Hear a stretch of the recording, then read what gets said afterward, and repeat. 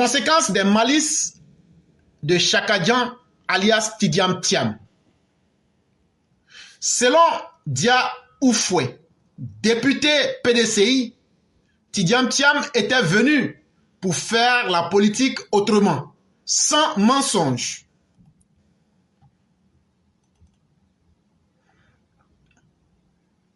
Il a dit que lui, il est venu pour faire la politique autrement. Il n'est pas venu faire la politique comme les autres.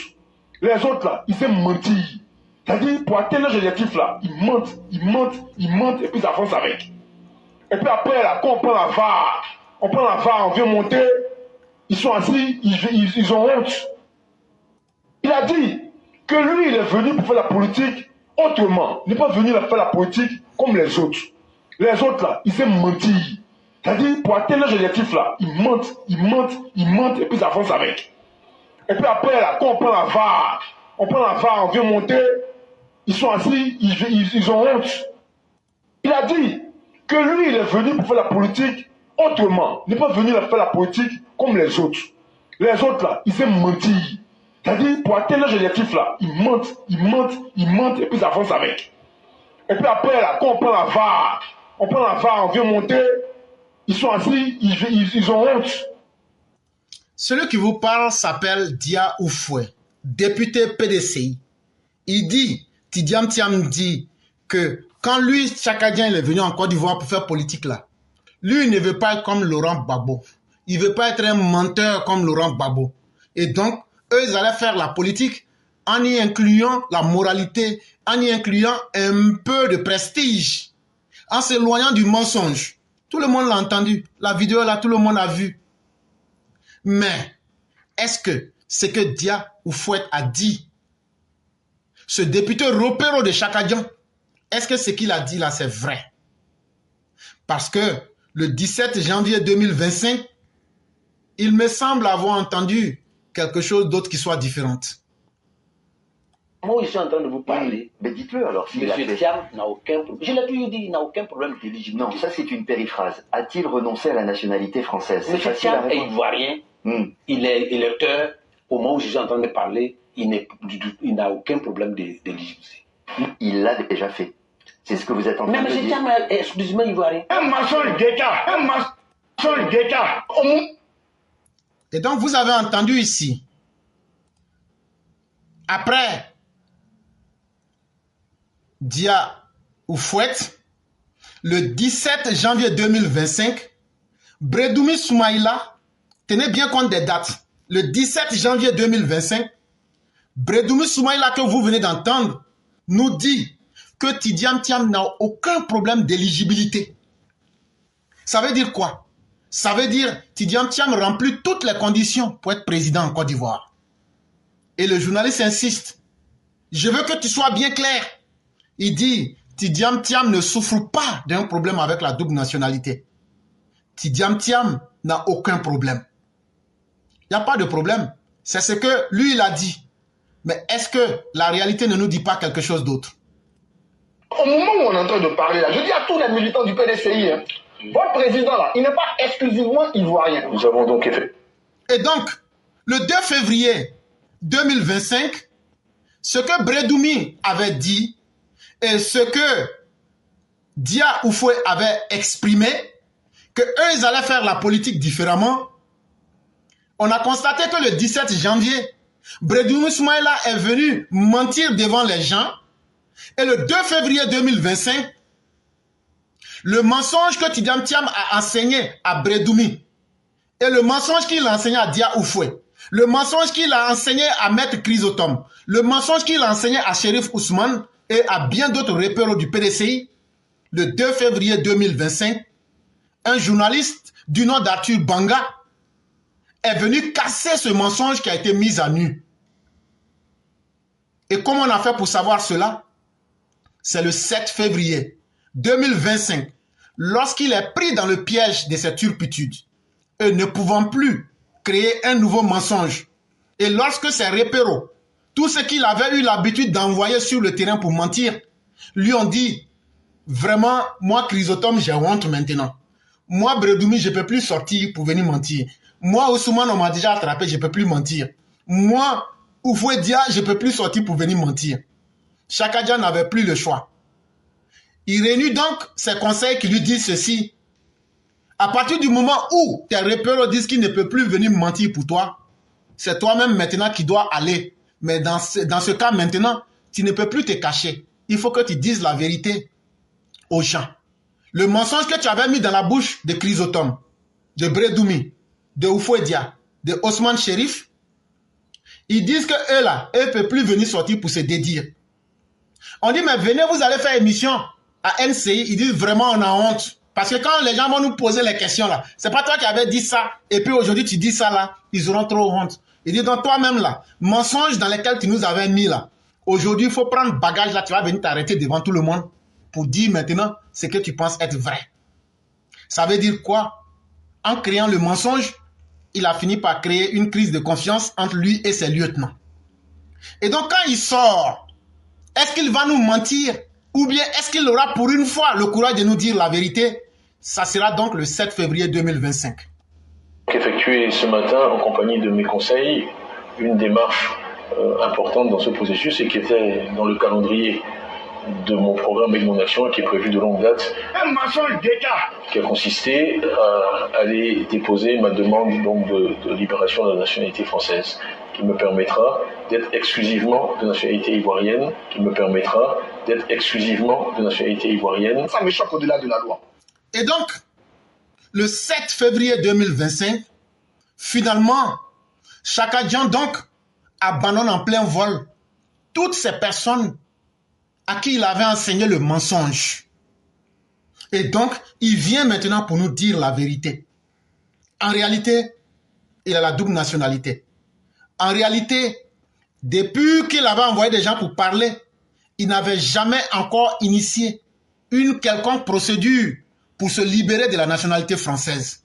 C'est seulement pris dans l'étau, piégé, qu'il sort pour dire « J'ai fait venir des gens pour vous mentir. » Ces gens-là s'appellent Bredoumi Soumaïla.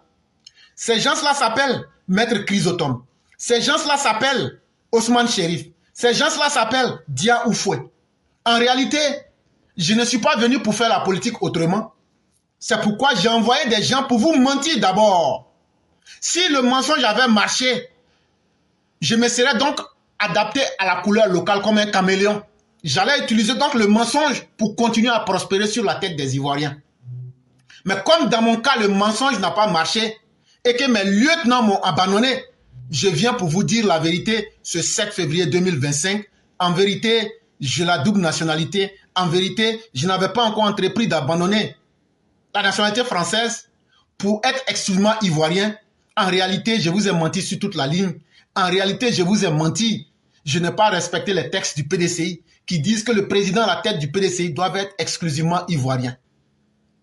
Et donc, à quel jeu jouait Chaka Dia? Comment quelqu'un qui veut diriger les Ivoiriens calcule pour renoncer à sa nationalité? Ne peut pas jouer.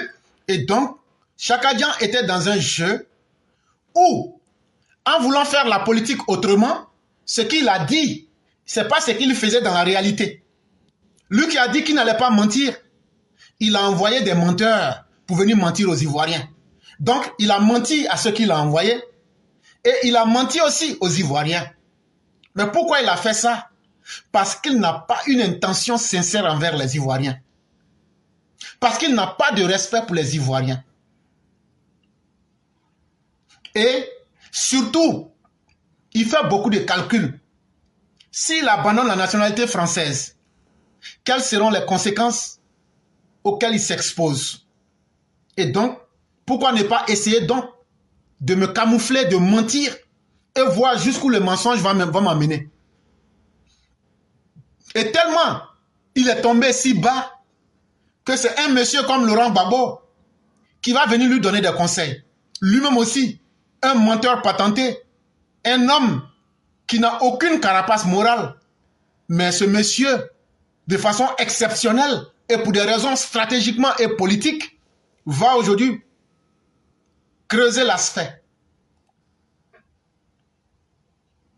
À plusieurs chaises et être un peu français un peu ivoirien, un peu danois, un peu finlandais. Non. On ne peut pas être un peu de tout. On est où on n'est pas. On est où on n'est pas. Et ça, il faut que ce soit clair dans la tête de tout le monde. Et donc, quand tu vois le malfaiteur du village venir conseiller quelqu'un, c'est que vraiment, c'est pas la peine. Le chef de la porcherie publique d'Abidjan dit que le porc est un animal omnivore. Ça veut dire que le porc mange tout. Mais le porc là, son pied ne peut pas être âne, sa tête va être mouton, son ventre va être cheval, sa queue va être chien, et puis maintenant son dos va être, je vais appeler ça comment? Son dos va être lion. Il dit, on ne peut pas être un peu de tout. Soit tu es mouton, soit tu es âne, ou bien soit tu n'es rien. C'est ce conseil-là qu'il donne à Chakadjan.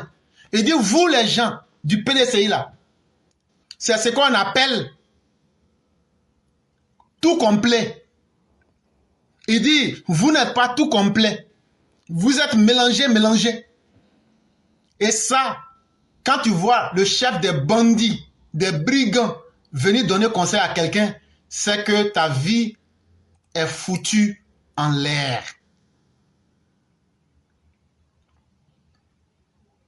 Et donc, à partir de cet événement, il y a beaucoup d'enseignements qu'il faut retenir. Et ici, je vais vous permettre rapidement d'avoir au moins 7 enseignements à travers le comportement de Chakadjan. La première conséquence ou premier enseignement qu'il faut retenir, c'est le mensonge. Cette situation doit amener tout un chacun à se dire, c'est vrai qu'on nous a toujours dit que le mensonge n'est pas bon, mais tu ne peux te rendre compte des conséquences du mensonge que quand toi-même tu es pris dans ta propre colle. Et aujourd'hui, c'est ce qui est arrivé au PDCI et à Thiam ainsi qu'à ses collaborateurs. Et qu'est-ce qui se passe? Voilà Thiam qui vient, qui se donne le comportement d'un homme irréprochable et un homme qui adopte une posture d'arrogance sans limite. Et ses collaborateurs le mettent à la place d'un dieu et veulent le présenter comme le nouveau dieu qu'il faut adorer. La nouvelle idole, comme nous dira Nietzsche. On nous présente Tidjam Thiam comme la nouvelle idole qu'il faut adorer. On fait un culte de la personnalité. On dit qu'il a toutes les qualités. Il n'a aucun défaut.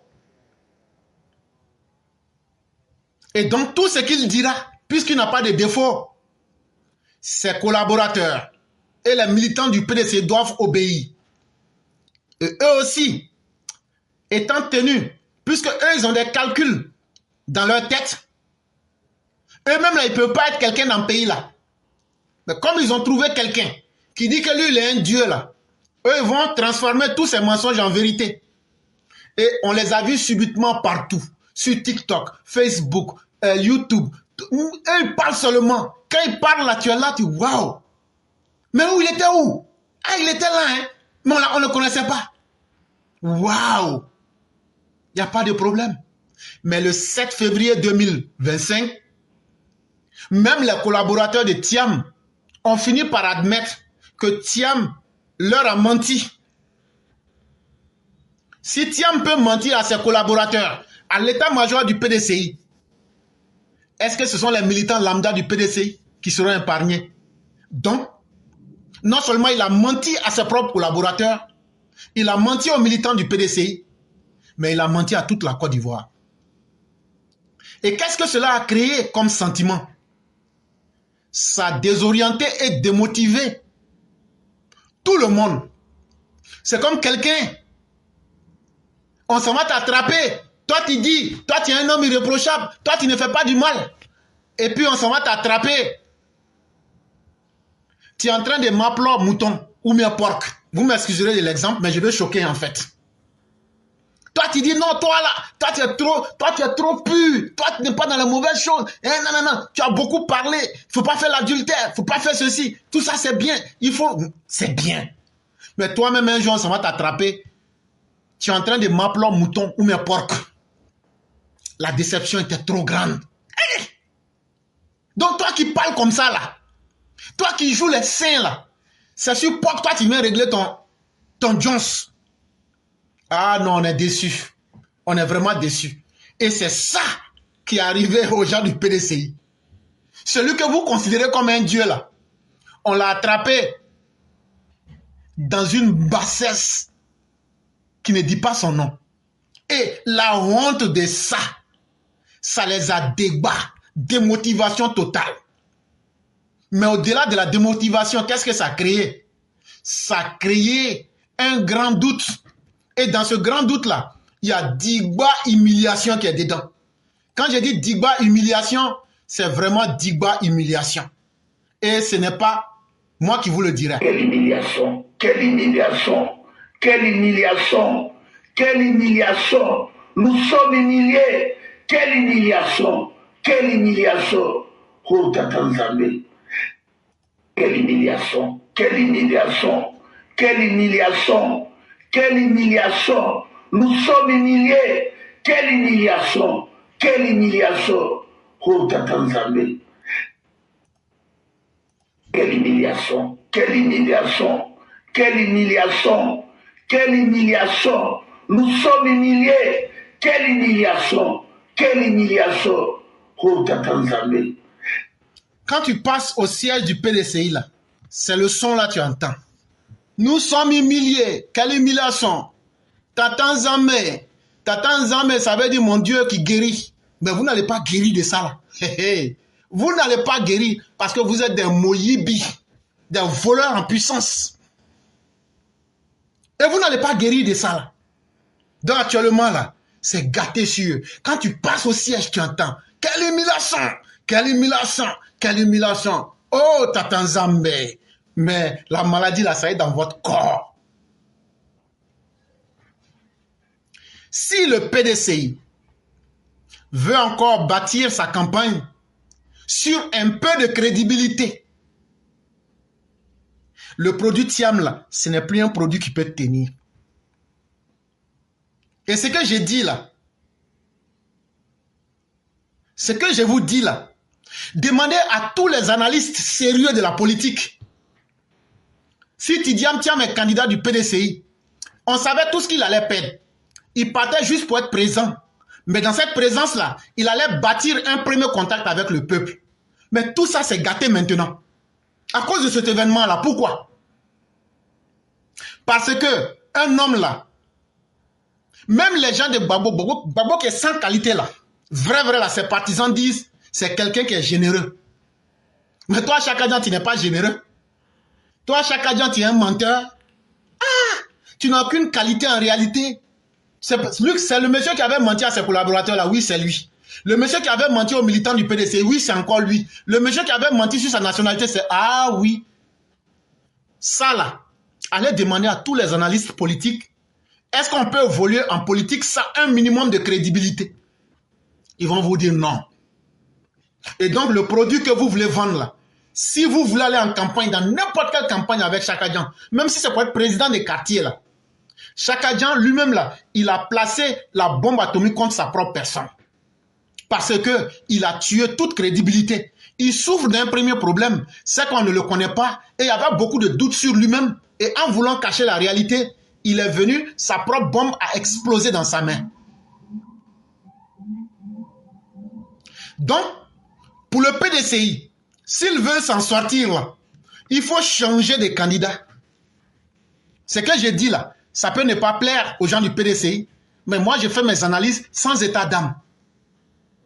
La seule chose qui leur reste, c'est de trouver un nouveau candidat. Et pourquoi ils doivent trouver un nouveau candidat?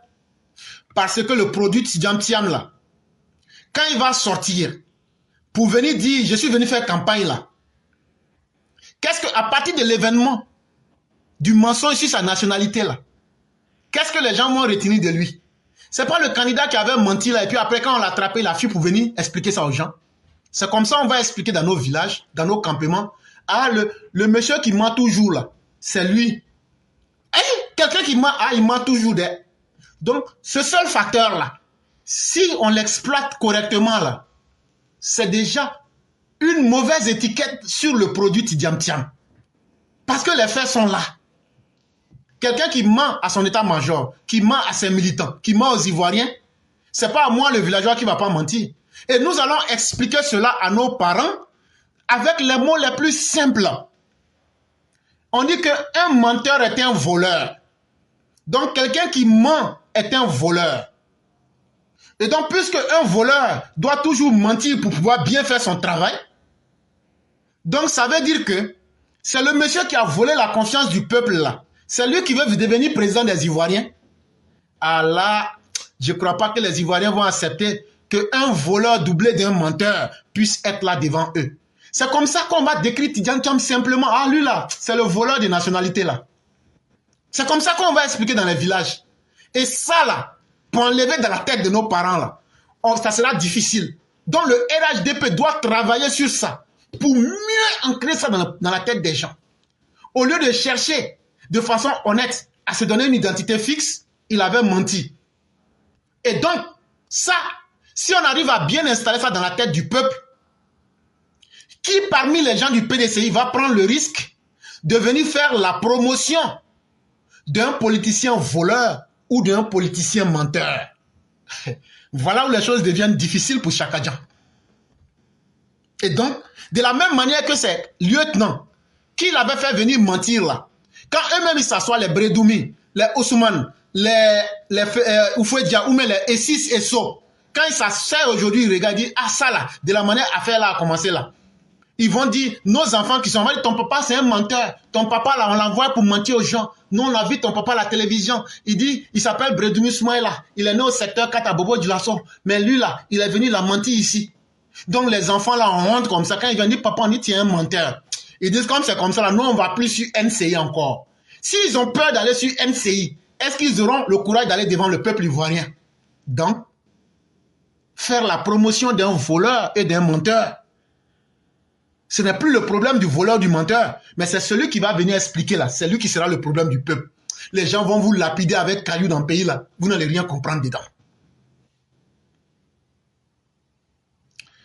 Une autre leçon qu'il faut retenir, c'est qu'un être humain, quand tu es plus pressé que ton destin là, tu finis par piétiner ta destinée. Et c'est ça qui est arrivé à Chakadjan. Faire de la politique n'est pas un péché, mais vouloir utiliser le mensonge comme une arme, utiliser le mensonge comme une stratégie politique, c'est vouloir courir plus vite que son destin. Mais en voulant courir plus vite que son destin, Chakadjan a anéanti lui-même son propre destin en se tirant des balles dans le pied. Il vient de faire effondrer sa crédibilité et il devient donc, comme disait son grand-père, comme un poisson qu'on a retiré de la rivière et puis on a mis au bord de l'eau.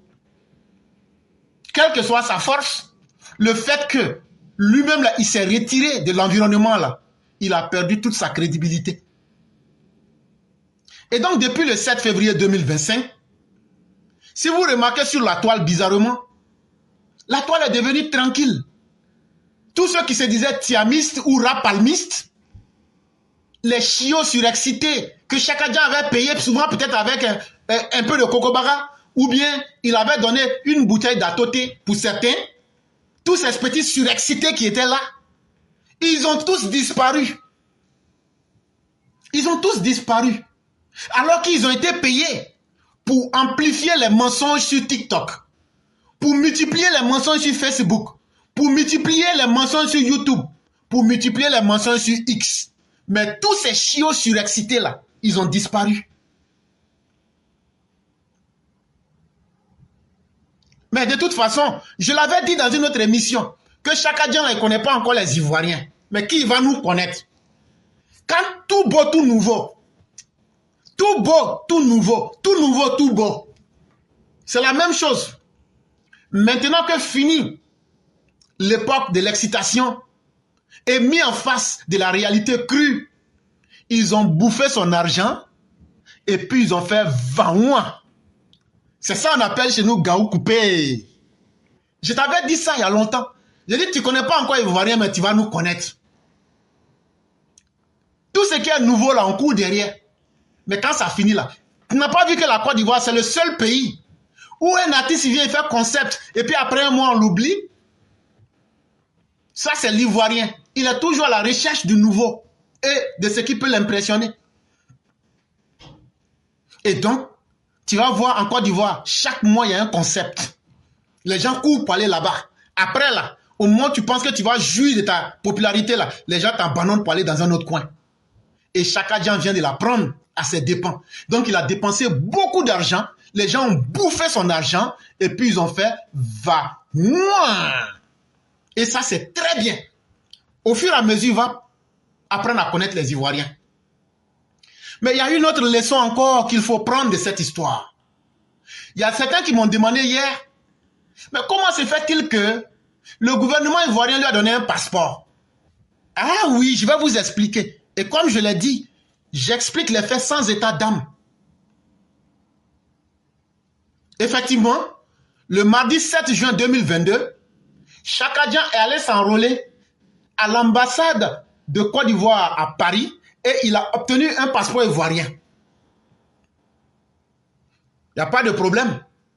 Mais la question qu'on se pose, est-ce que le gouvernement lui-même n'a pas encouragé cette forfaiture-là pour confondre les gens? Si vous réfléchissez logiquement, la réponse est oui. Mais souvenez-vous ici, quand on fait le cours politique, je vous ai dit que la logique elle-même a ses limites. Parce que dans la vraie vie, tout ne peut pas se régler par la logique. Dans la vraie vie, comme on le dira, vous allez beaucoup m'excuser, hein. Mais si un gros moustique vient se placer sur tes testicules là, la logique veut que tu prennes tes mains pour taper le moustique. Mais là, tu vas voir que la logique ne marche pas. Tu seras obligé de faire doucement. Et c'est un tel cas qui est arrivé là. J'explique les choses simplement pour que les gens comprennent. Si le régime d'Abidjan refusait de donner un passeport à Chaka Dian, aujourd'hui, ils allaient utiliser ça comme une arme politique pour dire, voyez-vous, Alassane Ouattara lui-même qui a été victime de l'ivoirité, qui en a souffert pendant des années, il n'a tiré aucune leçon de sa souffrance. Donc Alassane Ouattara, c'est un homme qui est plein de haine. C'est quelqu'un qui veut se venger contre tout le monde. C'est Bédié qui a fait ivoirité contre lui. Mais Chaka Dian ne lui a rien fait. Pourquoi aujourd'hui là, il veut se venger contre tout le monde? En réalité, c'est quelqu'un qui n'a pas de valeur morale. Et donc, ça allait avoir pour conséquence de valider les inaptitudes de Chaka Dian. Ce comportement-là, ils allaient l'exploiter pour dire que c'est Alassane Ouattara qui utilise aujourd'hui la haine pour essayer de repousser tous ceux qui veulent venir aider la Côte d'Ivoire. Et donc, qu'est-ce que le régime d'Abidjan a fait? Ce que le régime d'Abidjan a fait, c'est soumettre l'ennemi sans combattre. C'est gagner une guerre avant d'avoir engagé la guerre. Ça, c'est Sun Tzu qui nous l'enseigne. Il y a des guerres là. Tu n'as pas besoin de te battre. Tu donnes même, en plus de l'arme que l'ennemi a là, tu lui donnes toi-même tes armes. Et puis tu lui dis, il faut te battre contre toi-même. Et c'est pourquoi on dit, comme tu veux venir gâter notre nom là, il n'y a pas de problème. C'est quoi qui va faire que tu ne pourras pas gâter notre nom? Donnez-moi un passeport. Hey, Joe, voilà le passeport, il faut aller prendre. Il allait gourou, le mardi 7 juin 2022 à l'ambassade. Et puis il a fait de l'enrôlement, tout ça là. On regarde, on dit, il n'y a rien. On n'a qu'à continuer, mon ami. Il n'y a rien. On est ensemble, il n'y a rien. Quand il a fini là, est-ce qu'aujourd'hui là, le piège dans lequel le PDC a été pris là, est-ce que vous avez entendu que c'est Alassane Ouattara, il a fait quelque chose dedans? Est-ce que vous les avez vus accuser le gouvernement? Aujourd'hui, eux-mêmes là, Chaka Dian s'est écroulé sous le poids de ses propres turpitudes. Et comme ça, il ne pourra accuser personne d'autre que lui-même. Parce que c'est lui-même qui a menti. C'est lui-même qui a envoyé des gens pour mentir. Et c'est encore lui-même qui est venu désavouer ce qu'il a envoyé pour mentir. Et donc, en définitive, il s'est fourvoyé. Il a fourvoyé son parti. Et il a fourvoyé tous ceux qui ont cru en lui. Et donc, sans mener de combat et sans même s'engager dans la voie que le parti PDCI voulait, le régime en place leur a donné toutes les armes pour eux et contre eux. Et donc, pour finir, ils se sont eux-mêmes plantés des balles dans le pied. Et aujourd'hui, ils ont des difficultés pour accuser quelqu'un. Et ce qu'il faut retenir, c'est qu'avant tout et après tout, là, on est sur le champ politique. Et ça, écoutez-moi très bien. On est sur le champ politique. Et l'une des définitions de la politique dans ce contexte, c'est l'art d'induire l'adversaire dans des erreurs pour le discréditer sans se salir les mains. Allez lire le petit livre de Robert Greene, Les 48 lois de pouvoir. On appelle ça l'art de tirer les marrons du feu. Vous pensez que quand on est là, on ne réfléchit pas? Vous pensez que quand on est là, on vient crier. Il y a une partie là. On ne dit pas ça en public. Il y a beaucoup de choses là. Les vraies choses là, on n'explique pas ça en public. Et quand on dit qu'on a une machine politique là, ça veut dire qu'on a des gens pour réfléchir, pour anticiper et pour maîtriser les événements. Et donc, ça c'est un échantillon de tirer les marrons du feu. L'art d'induire l'adversaire dans des erreurs, le discréditer sans se salir les mains. Et puis après maintenant là, on fait notre nyamakuji et puis on dit à Fantagbe, faut pas mettre assez de sucre. Il faut pas mettre assez de sucre. Alassane Ouattara lui-même il ne sait même pas ce qui se passe dans le pays. Actuellement, le président ne sait même pas ce qui se passe dans le pays. On va passer, tout ce que je vous ai expliqué là, c'était la première conséquence. J'ai expliqué beaucoup de choses dedans, mais ce n'est pas tout, hein. Une deuxième conséquence de ce qu'on a vu le 7 février 2025, c'est que Chaka Dian aura un problème au niveau international. Imaginez-vous quelqu'un qui n'avait pas de problème de visa. Partout où il voulait aller, il pouvait voyager. Partout dans le monde. Quand tu as un passeport américain, toi-même là, est-ce qu'on doit te dire de ne pas aller en Corée du Nord? Toi-même là, est-ce qu'on doit te dire de ne pas aller en Afghanistan? Toi-même là, est-ce qu'on ne doit pas te dire de ne pas aller là où tu sais? Mais à part ça là, tu peux aller partout. Aujourd'hui, qu'est-ce qui arrive? C'est que Chaka Dian va aller chercher un visa comme moi maintenant. Les gars, ça vous plaît pas? Chaka Dian sera obligé d'aller chercher visa maintenant, comme vous et moi. Là maintenant, ce qu'il n'avait jamais eu l'habitude de faire là, il va faire ça maintenant.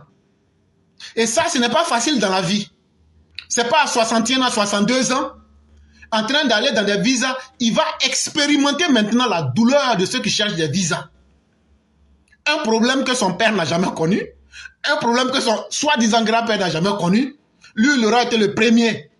Maintenant, il va savoir, avec son simple passeport vert, là, on va lui dire, les gens vont étudier les aspects politiques maintenant avant de lui donner visa ou pas. Mais c'est intéressant, parce qu'en 2010, là, s'il a le passeport ivoirien uniquement, là, il ne pourra plus voyager. Il ne pourra plus faire des conneries et puis fuir pour dire, je vais sortir du pays. Parce que les autorités peuvent bloquer son passeport. Donc ceux qui veulent créer la violence là, quand Chaka Dian va abandonner sa nationalité et puis sera simplement ivoirien là, ça sera une très bonne chose. Ça veut dire son passeport, puisqu'il n'aura que le passeport ivoirien, même s'il fuit, il cause des violences et puis par anticipation il fuit là. En tout cas, on va annuler son passeport, il ne pourra plus voyager encore à l'intérieur du monde. Exemple, le cas Soro Guillaume. Pourquoi Soro Guillaume ne voyage pas avec passeport ivoirien? Donc voilà une des conséquences et un des bénéfices. Donc, vous qui encouragez à la violence là, continuez, c'est très bien. Mais vos chefs là, même s'ils font et puis ils fuient, ils ne peuvent plus rentrer en Côte d'Ivoire. Ils ne peuvent plus voyager dans d'autres pays. Parce qu'ils auront maintenant exclusivement la nationalité ivoirienne. On va annuler leur passeport, et ils ne pourront plus voyager. Et puis, ils vont lire leur. Donc ça, c'est un avantage que Chakadjan va connaître. Et ça, c'est très bien. Troisième conséquence, ça concerne les taxes, si vous voulez les impôts, la fiscalité à l'international. Et ça, en français, ça veut dire quoi? Ça veut dire Chakadjan que tu vois là. Il paraît qu'il est grand type. Jusqu'à les gens ont tout dit. Ah, c'est le plus grand, il est riche, il a des maisons. C'est vrai, il a des maisons en Europe. Il a des business, des entreprises, il a des affaires partout dans le monde. Mais à partir du moment où il devient exclusivement ivoirien, c'est que les conditions changent. Quand un Ivoirien a une entreprise en Côte d'Ivoire, compte tenu du fait qu'il est ivoirien, l'État peut lui faire des facilités. Mais on voit cela plus en Europe. Quand tu es citoyen européen, ou même citoyen français, ou même citoyen de la zone Schengen, quand tu as, par exemple, une maison, ou bien un business, ou bien des activités économiques, on te fait des faveurs. En ne soyant maintenant que ivoirien, en ayant exclusivement la nationalité ivoirienne, toutes les données changent pour Chakadjan. Il sera traité maintenant comme un citoyen étranger dans la zone Schengen. Et donc, ça va changer les impôts qu'il doit payer sur l'immobilier, sur les maisons. Ça va changer la taxation sur ses activités économiques. Et ça, Chakadjan, ce parapluie qui lui permettait de pouvoir bien se cacher, il ne pourra plus. Quatrième conséquence, la mise à l'épreuve du PDCI à respecter ses propres textes. Un des avantages des événements qu'on a vécu le 7 février 2025, c'est que quand on a dit aux gens du PDCI, vous-même les textes que vous avez écrits avec vos mains, quand vous les violez là, tôt ou tard ça va vous rattraper. Il dit non, ne vous mêlez pas de notre affaire, mais on va se mêler pignon. J'ai dit aujourd'hui, demain, après-demain là, on va se mêler pignon parce que il veut devenir président des Ivoiriens. Nous ne sommes pas militants PDCI, mais à partir du moment où il veut devenir président là, on va se mêler pignon, que ça vous plaise ou non. Si ça ne vous plaît pas là, vous partez sur le quatrième point, puis vous sautez. Là, comme ça, on va savoir que vous étiez fâché. Et donc, les textes que le PDCI a écrits, qui peut devenir président du parti PDCI et qui peut être candidat à l'élection présidentielle au compte du PDCI, comme Chakadjan veut être candidat, comme Bion veut être candidat, si Jean-Louis Bion est suffisamment courageux, et si Jean-Louis Bion a un réseau humain très efficace dans le PDCI, si j'étais Jean-Louis Bion, j'allais dire à Maurice Kakou Gikaye, ce qu'on avait voulu et puis on n'a pas eu là, ça est là cadeau. Qu'est-ce qu'on doit faire maintenant? C'est de convoquer des avocats pour contester la présidence du PDCI à Chakadjan. Parce que les textes disent que le président ou candidat à la présidentielle, quand tu es président du PDCI ou bien candidat du PDCI à l'élection présidentielle, tu dois être exclusivement de nationalité ivoirienne.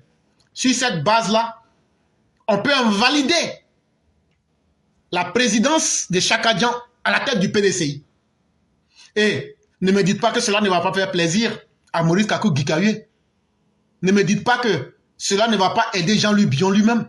Surtout qu'en amont, en haut, je vous ai expliqué que si le PDCI veut se donner un candidat qui a un peu de crédibilité, aujourd'hui, Bion devient mieux que Chakadjan pour eux.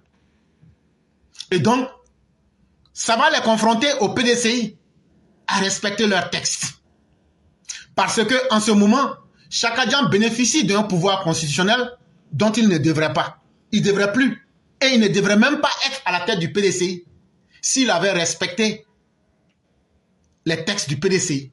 Et aujourd'hui, avec la déclaration de Chakadjan le 7 février 2025, ceux qui veulent peuvent contester cela et aujourd'hui enlever Chakadjan à la tête du PDCI jusqu'à ce que son problème soit réglé. Une cinquième conséquence, c'est qu'en abandonnant sa nationalité française et devenir exclusivement ivoirien, ça expose Chakadjan a des poursuites judiciaires qui auront beaucoup de conséquences économiques pour lui. En français simple, s'il est simplement ivoirien là, Chakadjan est dans le pain. Actuellement là, il y a beaucoup d'affaires qui sont devant la justice à travers le monde. Et donc là, tout ça, ça va lui coûter beaucoup d'argent. Mais il a aussi des problèmes au niveau national. Pour avoir menti sur sa nationalité, pour avoir caché des détails importants, cruciaux sur sa nationalité, Chakadjan a volontairement mis en erreur l'administration du pays qu'il veut diriger.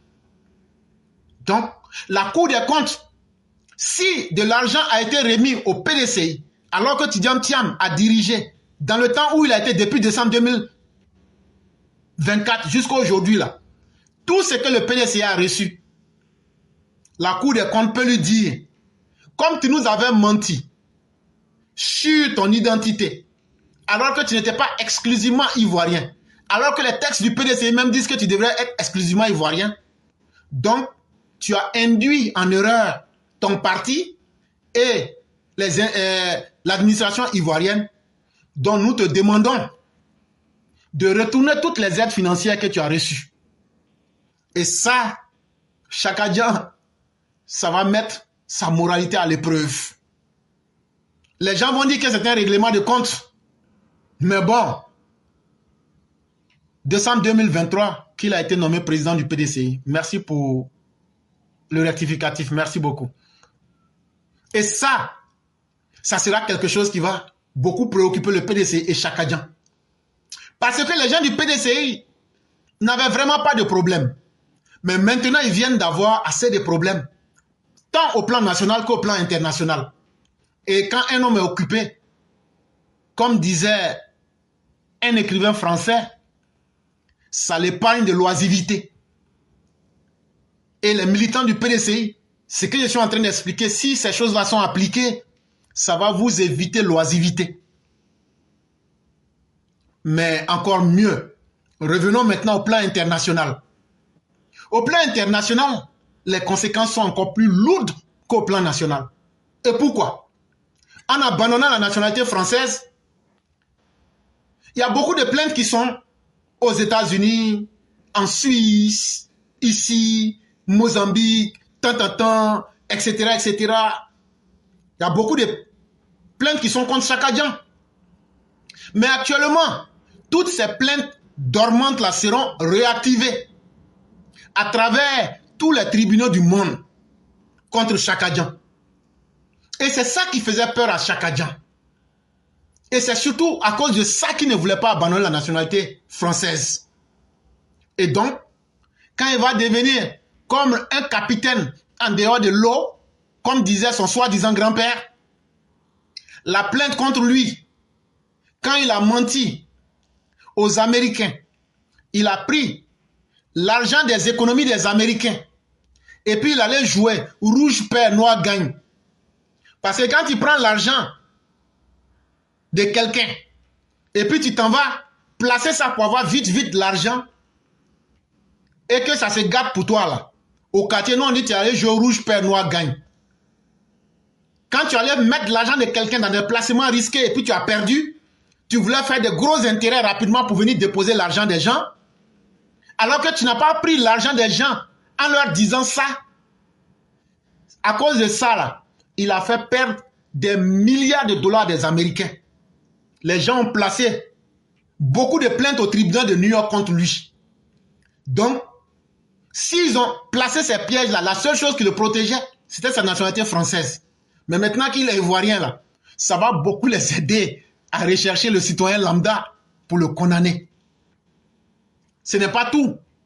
L'affaire Spax. L'affaire Spax, là, c'est quoi? Chakadjan est sorti un jour. Il dit que lui, il a des projets. Il a des projets pour faire les panneaux solaires, là. Et puis pour allonger la vie des gens. Donc, qu'est-ce qu'il a fait? Il a créé des fausses sociétés. Des sociétés qui n'existent pas en réalité. Et puis, ils ont placé ça en bourse. Quand tu viens, tu vois le nom de la société. Et puis, on a mis des chiffres. Et puis on te dit, bon, la société là, quand tu fais placement ici là, ton argent va rentrer. Donc quand toi, tu vois ça, tu vas croire. Donc Chaka-Dian a créé plusieurs sociétés comme ça. C'est ça qu'on appelle société écran. Et maintenant, il a attiré des gens. Quand les gens sont venus, ils ont vu, c'est écrit sur le tableau. Ah, telle société, actuellement, si tu places des actions ici là, waouh, ça va monter, tu vas vite avoir l'argent. Il y a des Chinois qui ont placé leurs jetons là-bas. Quand ils ont placé leurs jetons là, après 20 mois, les Chinois disent, mais qu'est-ce qu'il y a? On dit, la société là même n'existe pas en réalité. On dit, la société là, ça n'existe pas en réalité. Ah, donc le monsieur nous avait menti. Ah ouais, vous avez mis dans le pain. Eux aussi là, les Chinois là, ils ont posé plainte contre lui. Ici, à New York. Il y a encore une autre troisième affaire. La femme qu'il a actuellement là. Celle avec qui il veut divorcer là. Celle qu'il a actuellement là. Femme albinos là. Je ne sais pas si c'est blanche ou si c'est albinos. Mais femme là, qu'il a là. Ah, ça là. Est-ce que vous savez que après l'espionnage de Iqbal Khan, il a encore pris l'argent de la Banque Crédit Suisse. Banque Crédit Suisse ne pouvait pas exister pendant longtemps. Hey, l'argent des gens qu'on prend, au lieu de faire multiplier, lui il prend ça. Comme disent les djoulas, pour mettre ça dans djou. Vous m'excuserez, chers parents. Toi, tu prends l'argent des gens pour mettre dans djou. Il a pris l'argent de Crédit Suisse. Il a fait espionner le mari de la femme là, partout dans le monde. C'est à Hong Kong que les gens les ont attrapés. Avec les SMS, tout ça là. J'ai déjà fait une émission sur ça. Si vous voulez, vous partez regarder là-bas. Tout ça parce qu'il voulait arracher femme mariée des gens. Finalement, il va arracher la femme. Mais le mari de la femme là a posé plainte contre lui. Quoi? Plus de 15 millions d'euros, mais il ne sait plus. Et donc là, l'affaire là est toujours en cours. C'est pourquoi la Banque Crédit Suisse ne pouvait pas avoir longue vie. La banque là était là depuis 150 ans. Mais quand Chaka-Dian est venu là, à moins de 4 ans, il a fait 20 mois. Vous qui pensez que c'est quelqu'un qui est bien là, s'il prend Côte d'Ivoire là, je vous donne 5 ans là, Côte d'Ivoire va disparaître de la carte. Les signes ne trompent pas. C'est un enfant gâté.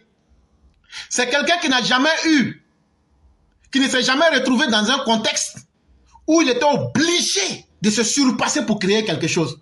Lui, c'est quand les choses deviennent, quand c'est zo là, les taux monnaie là, lui il vient pour manger seulement. Sinon, à part ça là, il ne peut rien créer. Mais il est là, c'est pour gâtouzo, c'est pour gâter seulement. Et donc, si on vous explique tout ça, que ces partisans, ces petits surexcités voulaient cacher là, voilà ça en face de vous. Ce n'est pas encore tout. Il y a le scandale du Mozambique qui est là aussi. Ça s'est passé en 2013. Mais vrai, là, il ne faut pas mentir aux gens. Parce que moi, là, je ne suis pas comme Chaka-Dian. Ce que quelqu'un n'a pas fait, là, je ne vais pas mentir sur la personne. L'affaire Mozambique, là, c'est pas... Ils sont allés prendre l'argent de la Mozambique. La Mozambique avait besoin d'argent. La Mozambique est allée... D'ailleurs, on dit une Mozambique ou même un Mozambique. Bon, on va dire un Mozambique. De toute façon, c'est un pays. Nous, on ne va pas à l'école. Donc, nous, on ne connaît pas non, on ne connaît pas. Donc, affaire Mozambique, là, qu'est-ce qui s'est passé en 2013? Vrai, là. Au début de l'affaire, là, c'était pas Chaka-Dian. C'est pas lui qui a signé le deal. Mais après, là, c'est lui qui a gâté. Ça, il faut que j'explique bien. Faut pas les gens vont aller dire, il a fait 20 mois sur Mozambique. Non, c'est pas comme ça s'est passé. Je vais bien expliquer.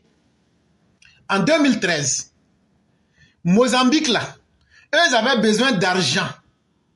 Parce que eux, ils voulaient payer des bateaux pour pêcher poisson-thon. Poisson qu'on mange sur Garba, là. Eux, ils avaient besoin de ça.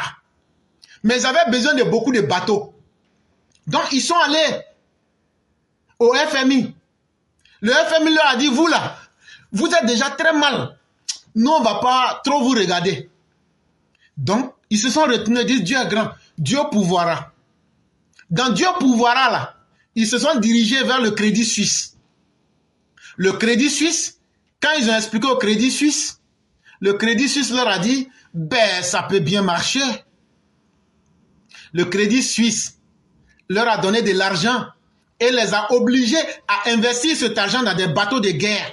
Des bateaux de guerre qui coûtent plus cher pour les gardes de côte de la Mozambique. Donc, si les gens avaient payé les bateaux de pêche pour pêcher poisson, pour vendre poisson là, ils allaient pouvoir payer le crédit.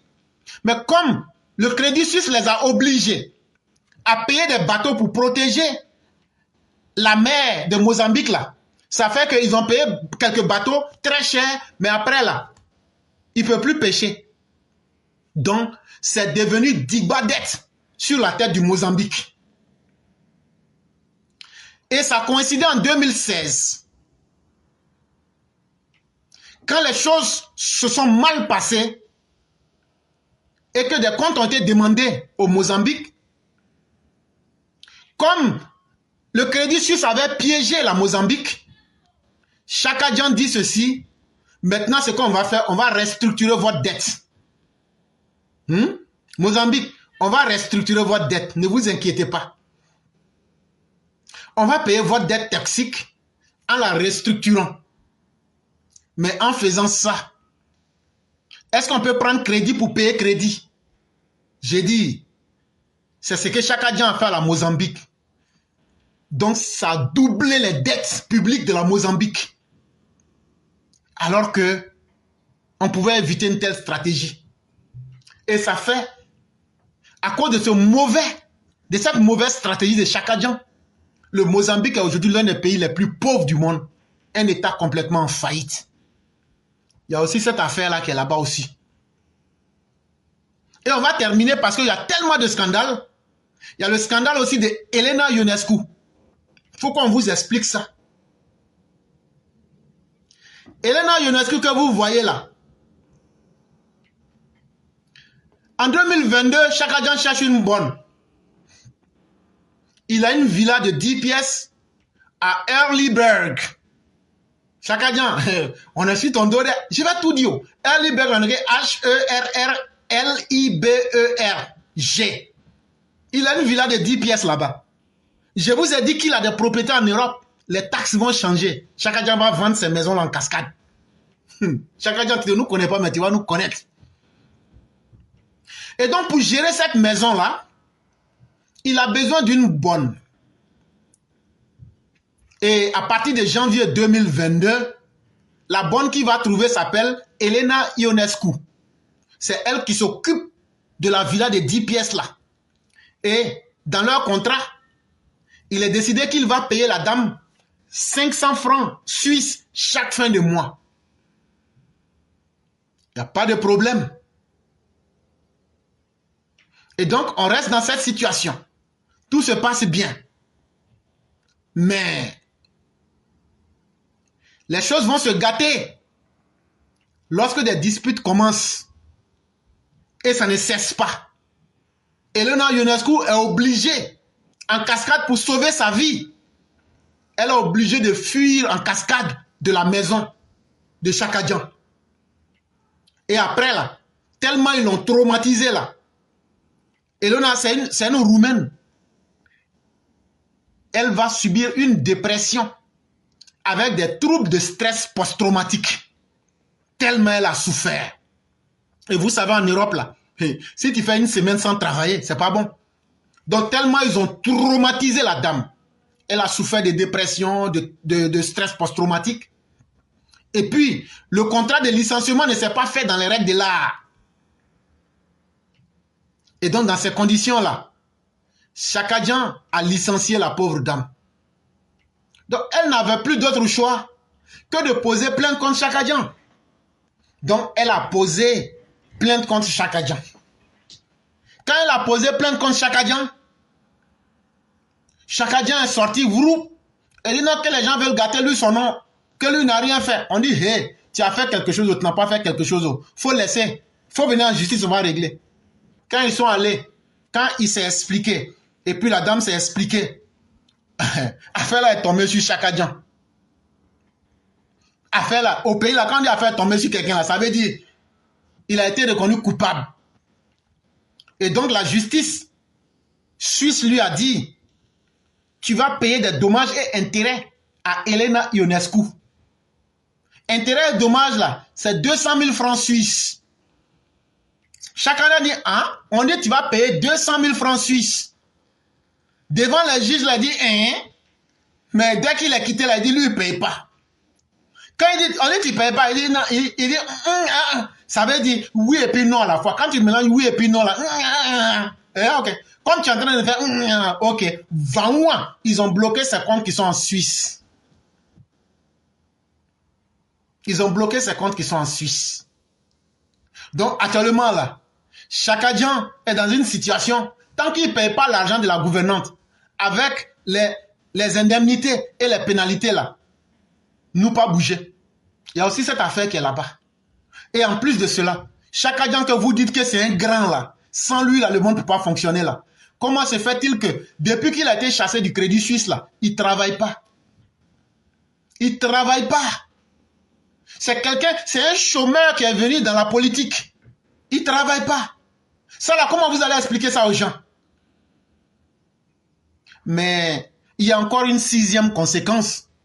C'est le chamboulement de trajectoire de Chakadjan. Chakadjan, quand il est venu en politique en Côte d'Ivoire, Chakadjan pensait que vous et puis nous là, que nous sommes des indigènes sous-évolués. On est encore à l'époque de la pierre taillée. Et que lui, il est mieux que nous. Ça veut dire, lui, là, tout ce que lui veut, là, nous, les indigènes, on doit dire oui. Donc, Chakadjan s'était déjà taillé le destin du président de la Côte d'Ivoire, quoi. Et maintenant, là, tout ce qu'il va dire, nous, on va dire, oui, mon Seigneur, oui, mon Seigneur. Hey, déjà, c'est mal connaître le bon Dieu. Le bon Dieu dit, l'habit d'arrogance, là, le manteau de l'arrogance que tu as mis sur toi, là, je vais t'humilier. Et tu ne comprendras rien dedans.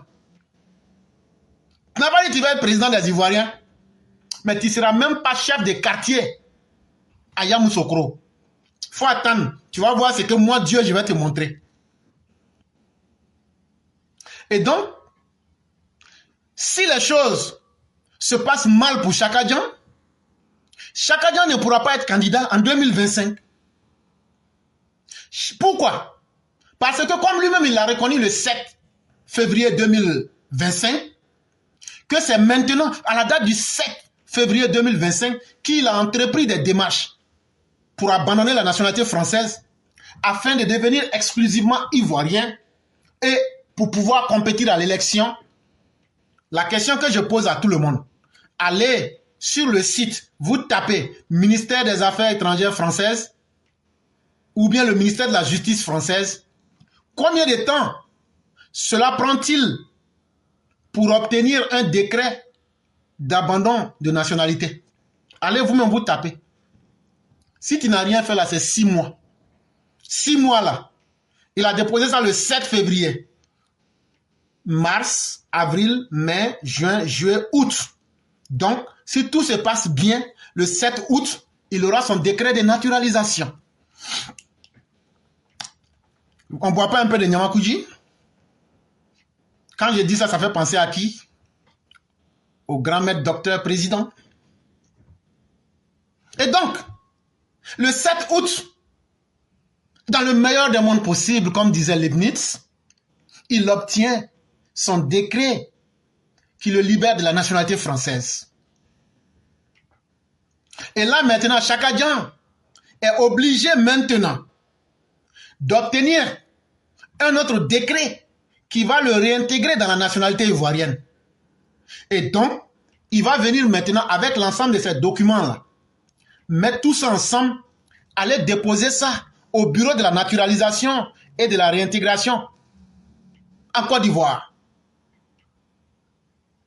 Et quand il va aller déposer ça, est-ce que parce que lui, il s'appelle Chakadjan, donc quand il va déposer là, lui, son dossier là va briller comme de l'or. Et puis on va dire, le dossier là brille. Attends, on va voir ce qu'il y a dedans. Et puis quand on va prendre, on va voir c'est Chakadjan. Comme c'est Chakadjan là, on n'a qu'à faire pour lui avant tout le monde. Si tout se passe bien, que son dossier brille, et puis dans la nuit noire, on voit son dossier là, on prend.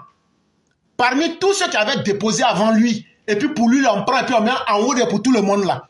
Comme on l'a dit au pays, si lui son caillou là, il a déposé ça avant pour tout le monde là. Avant c'est comme ça qu'on faisait pour aller payer facture, ceux d'ici. C'est pourquoi vous devez respecter ceux qui ont vécu. Tout ne se passait pas en ligne avant. Avant, là, tu te réveilles à 4 h du matin pour aller placer cailloux. On vendait cailloux, là, tout ça, là. Nous sommes les hommes de la pierre taillée. Et donc, s'il a bien placé son caillou, et que son caillou a brillé, et que dans la brillance, bon, ça ne se dit pas, hein, c'est moi qui fais du néologisme, on ne dit pas brillance. Mais comme c'est un menteur, il faut qu'on crée de nouveaux mots. Donc, dans la brillance, là, si son caillou, là, brillance, et puis maintenant, on a vu, là, et puis on prend son caillou, là, on dit même s'il était derrière, là, lui, son caillou, là, comme c'est caillou chacadien, et puis ça brille comme de l'or, là, on met ça devant. Quand on finit de mettre devant, c'est ça, on va prendre premier. Donc, quand on va prendre son caillou, là, ceux qui sont dans les bureaux de naturalisation et de la réintégration en Côte d'Ivoire, là, ils vont commencer à trembler comme ça. On dirait quelqu'un qui a eu Djokwadjo en plein 15 heures. C'est comme un jour, j'ai eu Djokwadjo en Côte d'Ivoire. Ça n'a pas été... Le roi sait quelque chose. J'ai eu Djokwadjo en Côte d'Ivoire. Je suis là, je tremble sur mon dirait, je suis tremblé. Je comprends rien dedans. Ça chauffe. J'ai dit, le docteur est devenu mon meilleur ami. Et vous savez comment ces choses-là se passent. Ça pour faire un peu rire la galerie. Et donc, tous ceux qui sont là, c'est le dossier de Chaka Diandé. Non, c'est le petit-fils d'Oufoué. C'est l'homme le plus intelligent du monde. Donc là, ils vont commencer à trembler comme ça. Et même ne sauront pas ce qu'il faut faire. On va leur dire, calmez-vous, calmez-vous, calmos. Quand ils vont se calmer là, on va leur dire, bon, le dossier là, expédiez-le directement dans le bureau de Ouattara Draman, le président de la République. Directement dans le bureau du président. Donc là, on va prendre fourgonnette de policiers. Respecter ceux qui ont vécu. On appelle ça sans payer. On va prendre sans payer. On va mettre le dossier là, seul derrière sans payer là. Et puis on va appeler un chauffeur. Lui va commencer à conduire la voiture là. Et puis on va aller à la présidence. Quand ils vont demander c'est quoi qui est dans la voiture là, c'est le dossier de Sakadjan. Il faut qu'on vienne déposer. Donc quand on va aller déposer là, on va maintenant prendre le dossier là pour aller déposer ça sur le bureau du président. Et puis maintenant, moi, le président, si tu n'as pas peur de Chaka Diandé, il faut signer dossier là. Si tu n'as pas peur là, il faut signer dossier là. Comme le président Ouattara a vraiment peur de Chaka Diandé, il va commencer à trembler, il va demander où est mon bic et puis il va signer dossier là. Est-ce que vous êtes sûr que tout ça, ça peut se faire du 7 août, 7 septembre, 7 octobre? Parce que lui, il s'appelle Chaka Diandé. Je ne crois pas. Et donc, cette situation administrative, tant en Côte d'Ivoire qu'en France, peut durer longtemps. Ça peut durer longtemps. En France, là, ça peut prendre au minimum 6 mois. Et ça peut prendre au minimum 9 mois et 3 mois en Côte d'Ivoire. Ça fait déjà 9 mois. Donc, frère, tu ne pourras pas accuser quelqu'un. Hein. Mais si tu avais vite déposé le dossier, là, on n'allait pas être là aujourd'hui. Donc là, tu ne pourras pas accuser quelqu'un. Donc on te regarde dedans et on te dit, bonne chance. 7e et dernière conséquence que j'ai analysée de ce problème, c'est les avantages que peuvent tirer les adversaires du PDCI de cette situation. Ça veut dire, quels sont les bénéfices que le PPACI et puis le RDR, RHDP gagnent dans Bafou qui est arrivé sur Chaka Diandé là. Qu'est-ce que les deux parties la gagnent? Est-ce que vous n'avez pas entendu un certain Laurent Gbagbo de suite là nous dit, voilà quelqu'un, il est devenu comme essuie-glace. Il va ici à gauche, il vient ici à droite, il est un peu français, un peu suisse, un peu hongrois, un peu hollandais, un peu sénégalais, un peu ivoirien. Ah, ça là, ça fait mal aux gens du PDCI. À cause de ça, même hier, ils ont fait, dans leur journal, ils ont écrit, ils ont insulté Gbagbo. Ils disent que Gbagbo là, que c'est un vaurien, c'est un grand voleur, c'est un incapable. Ils disent, ah, c'est aujourd'hui vous reconnaissez ça.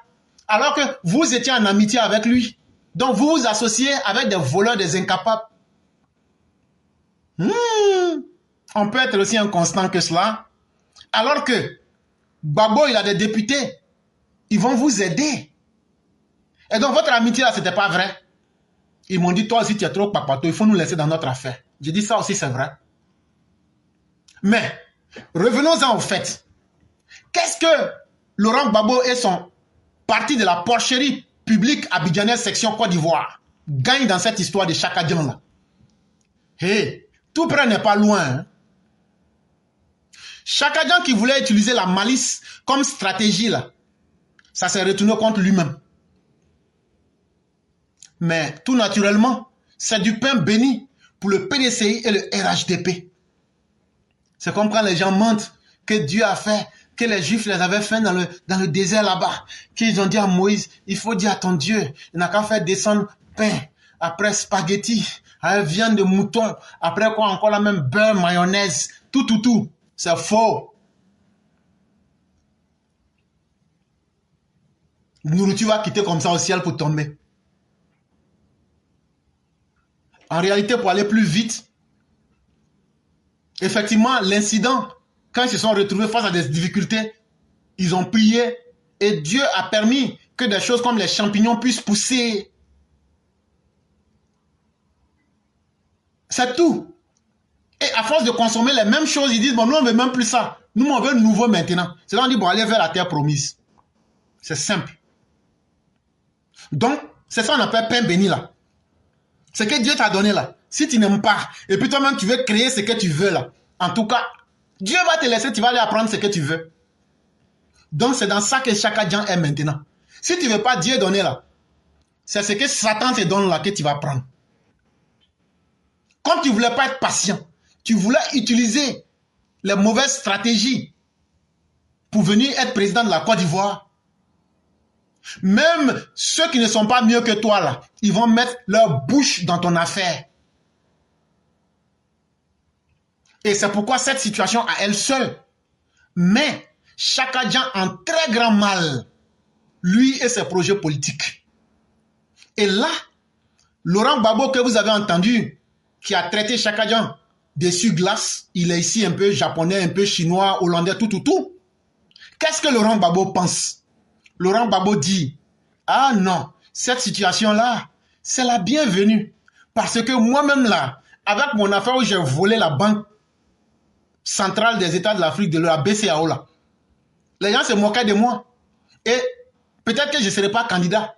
Mais ça ne sera pas moi seul. Hein. C'est que maintenant là, un bon sorcier là, si moi je ne suis pas candidat, c'est que toi, Chaka Dian ne sera pas candidat. Donc là, ça devient comme une consolation morale de savoir que le petit-fils d'Oufoué que moi, Laurent Gbagbo, j'ai toujours combattu, ne sera rien dans le pays là. Et ça, c'est une consolation pour Laurent Gbagbo. Mais au-delà de la consolation, il y a encore le fait que Chaka Dian vient d'avoir des ennuis. Et aujourd'hui là, il ne peut plus se rêver d'être le chef de l'opposition. Et ça plaît beaucoup à Laurent Gbagbo. Et donc, si lui, Laurent Gbagbo, ne devient pas candidat pour être le chef de l'opposition, il n'y a personne au PDCI. Donc là, Laurent Gbagbo se dit quoi? Le chef de l'opposition pourrait venir du PPACI, que ce soit lui ou pas. Et ça déjà, c'est un pas en avance qu'il prend sur le PDCI. Et donc, voilà comment Laurent Gbagbo, dans sa tête, il réfléchit en ce moment. Et c'est pourquoi il est sorti pour biama Chaka Dian devant tout le monde. Mais, supposons maintenant que le problème de Chaka Dian ne soit pas résolu et que Laurent Gbagbo a pu donner un coup de tête à Ouattara et puis il a été réintégré par amnistie ou mais il a fait coup d'état, il est venu au pouvoir. Quelles que soient les conditions, il y a un avantage certain pour le PPACI. Et quel est cet avantage? Vous savez tous comment Chaka Dian a été élu. Par tribalisme et par ethnocentrisme. Ça veut dire, il a été élu comme un véritable chef Akwe, la tribu Akwe à la tête du PDCI.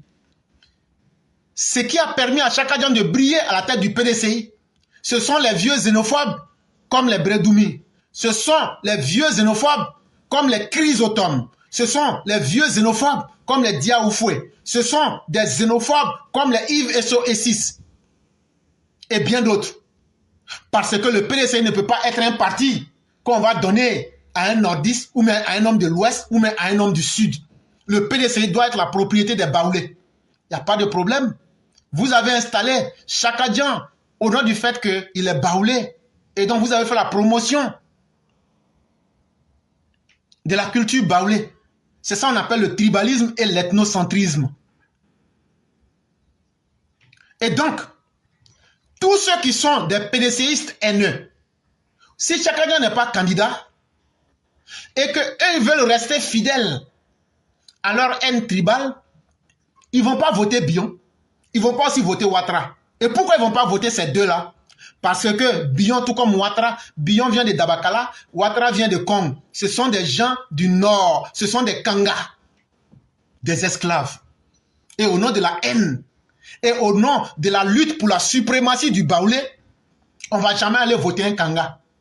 Et donc, s'ils restent fidèles à leur logique, ils ne pourront voter que Gbagbo. Là, comme ça, Gbagbo va venir couper tête des gens du Nord. Et puis, ils seront satisfaits. Mais cette vision des choses a une limite. C'est que Gbagbo, c'est un médiocre légendaire. Et c'est ça le plus grand enfer de Laurent Gbagbo. Et pour cacher sa médiocrité, tout le monde sait la haine que Gbagbo porte à Félix Houphouët-Boigny et au Baoulé. Et Gbagbo dit, pourquoi les gens du Nord sont venus et ils se sont mis entre moi et les Baoulés. Mais la politique que le PDC veut, sa politique de haine là. Si Gbagbo réussit à faire tomber Ouattara et puis Bion, et puis les gens du Nord là, maintenant là, ça sera un vent direct contre le PDC et les Baoulés. Et ce qui vous a fait à l'Ouest là, et puis vous avez voté Ouattara en 2010 là, ça c'est petit dans l'équation. Et donc, voilà les avantages pour Gbagbo. Maintenant, les avantages pour le RHDP. Les avantages pour le RHDP sont énormes. Parce que sans combattre, on vient de faire tomber un mythe. On dit que Abla Poko a accouché, mais on n'a jamais connu le nom de son mari. Comme si c'est elle-même qui s'est enceintée. Mais aujourd'hui, là, le Sénégalais qui est devenu plus baoulé que les baoulés eux-mêmes, là, jusqu'à elle est devenue fétiche. Et puis, vous l'adorez comme masque à Joss, là. Maintenant, là, on a vu ses limites. Et le PDC et le RHDP n'a même pas eu besoin de combattre. Parce que le RHDP a compris, comme le dit le maître Sun Tzu dans l'art de la guerre, sachez utiliser l'environnement et le temps sans combattre. Le RHDP a su mener un combat sans se battre directement avec l'adversaire. Et c'est sur cette stratégie que le RHDP va se focaliser. Et donc le RHDP ne va pas se salir les mains. Mais cela ne veut pas dire que nous n'allons pas observer la situation et que nous n'allons pas créer les conditions pour que le soldat Thiam s'effondre sur lui-même davantage. Et donc là, en mode sorcier là, on va créer simplement les conditions pour que le soldat Thiam s'effondre davantage sur lui-même. Et comme ça, quand les gens vont dire, nous on ne sait pas où. Nous on ne sait pas ce qui se passe. Et ça, attendez-vous à ça. On ne vous fera pas de cadeaux. Thiam là, on va le rendre humble, comme la colombe. On va le rendre humble comme une colombe. L'arrogance qu'il voulait prendre pour se promener là. Toi, tu dis que tu es petit-fils d'Houphouët-Boigny. Quelle était la philosophie de Félix Houphouët-Boigny? Une Côte d'Ivoire unie. On ne peut pas unir les Ivoiriens sur le mensonge, le manque de respect. Quand ton grand-père, soi-disant, meurt, la seule personne qui a pris le temps de s'asseoir avec ton grand-père Félix Houphouët-Boigny, Gbagbo que vous voyez là, Kone Wassina qui est décédé là, il dit 3 fois, ils ont appelé Gbagbo, diriger les gens là, ça s'apprend, viens. Il dit, il ne fait pas. C'est ce qui a fait, il a échoué. La seule personne, Bédié qui était à côté là, lui c'est comme un idiot. Quand tu lui montres la lune là, lui regardait le bout du doigt de Félix Houphouët-Boigny. Lui n'a rien fait. On l'a connu ici. La seule personne qui a accepté d'aller à l'école de Félix Houphouët-Boigny et qui a appris ce que Félix Houphouët-Boigny a enseigné. Parce qu'il y a le côté caché des choses et il y a le côté visible. La seule personne qui a pris le temps d'écouter et puis d'expérimenter s'appelle Alassane Ouattara.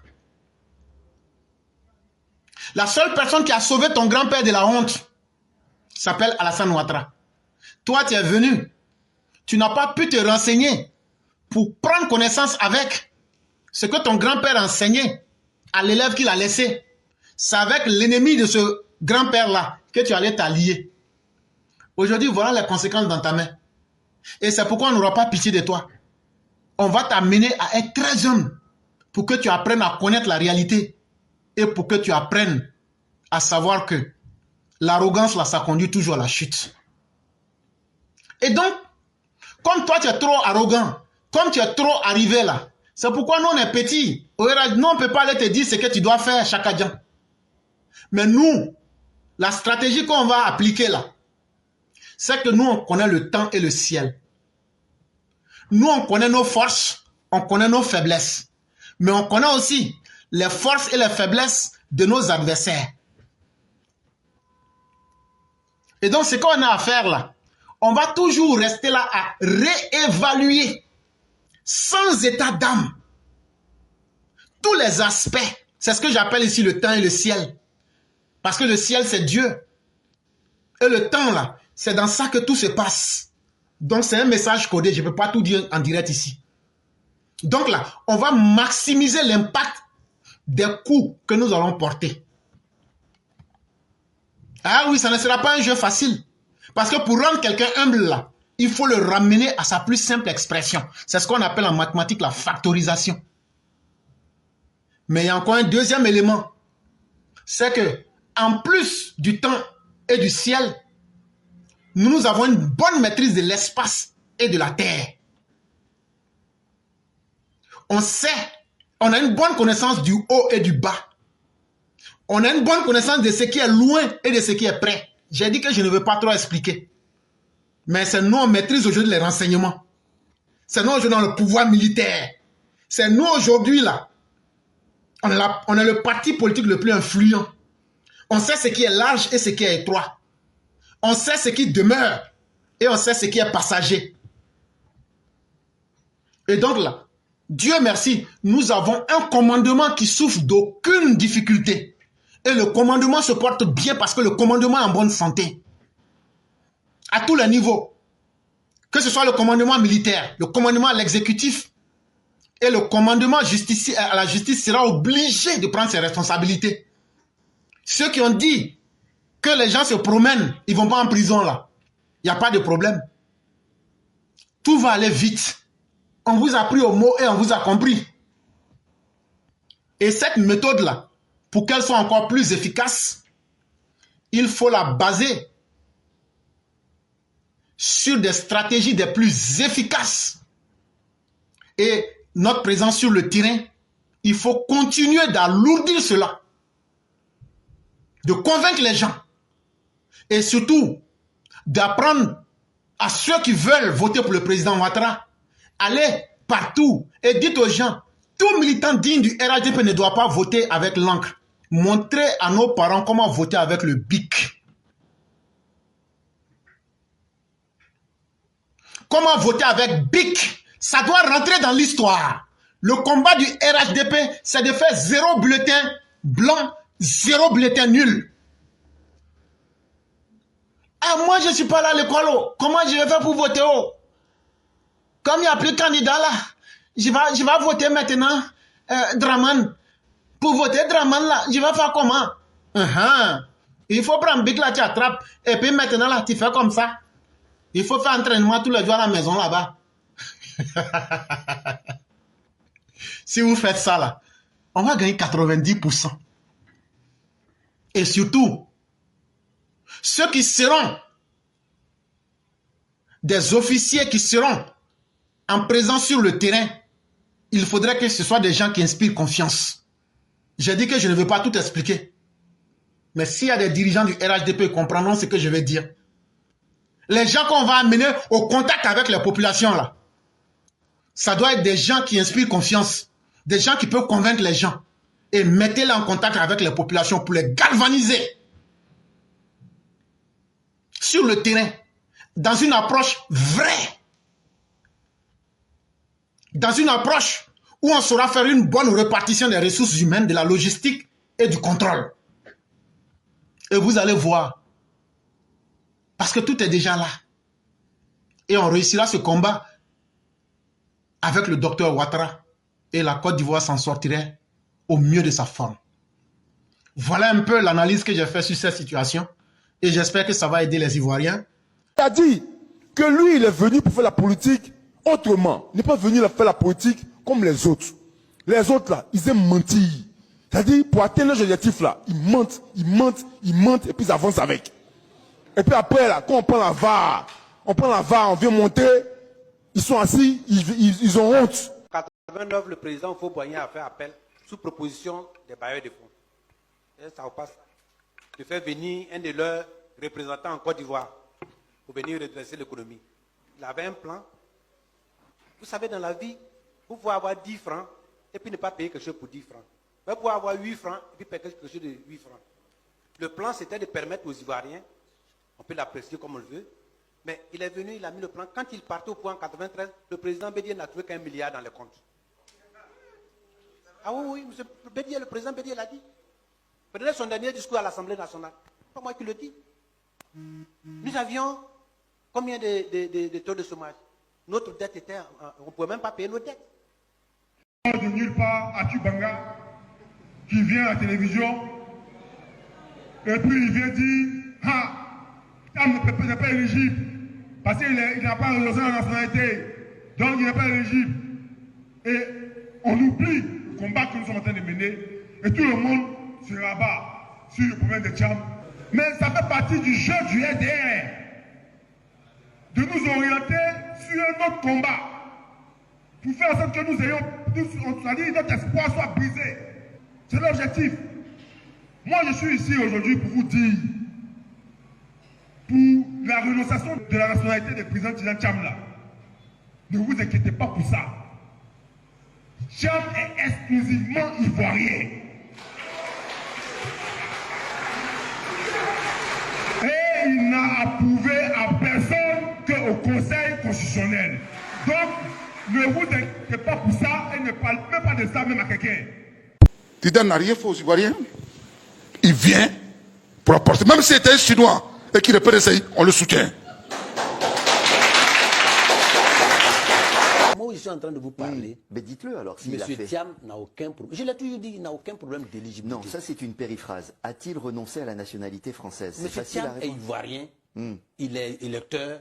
Au moment où je suis en train de parler, il n'a aucun problème d'éligibilité. Il l'a déjà fait. C'est ce que vous êtes en train de me dire. Mais M. Thiam est exclusivement ivoirien. Un mensonge d'État. Un mensonge d'État. Au moment où on est en train de parler là, je dis à tous les militants du PDCI, votre président là, il n'est pas exclusivement ivoirien. Nous avons donc effectué ce matin, en compagnie de mes conseils, une démarche importante dans ce processus et qui était dans le calendrier de mon programme et de mon action et qui est prévu de longue date. Un mensonge d'État. Qui a consisté à aller déposer ma demande donc de libération de la nationalité française, qui me permettra d'être exclusivement de nationalité ivoirienne,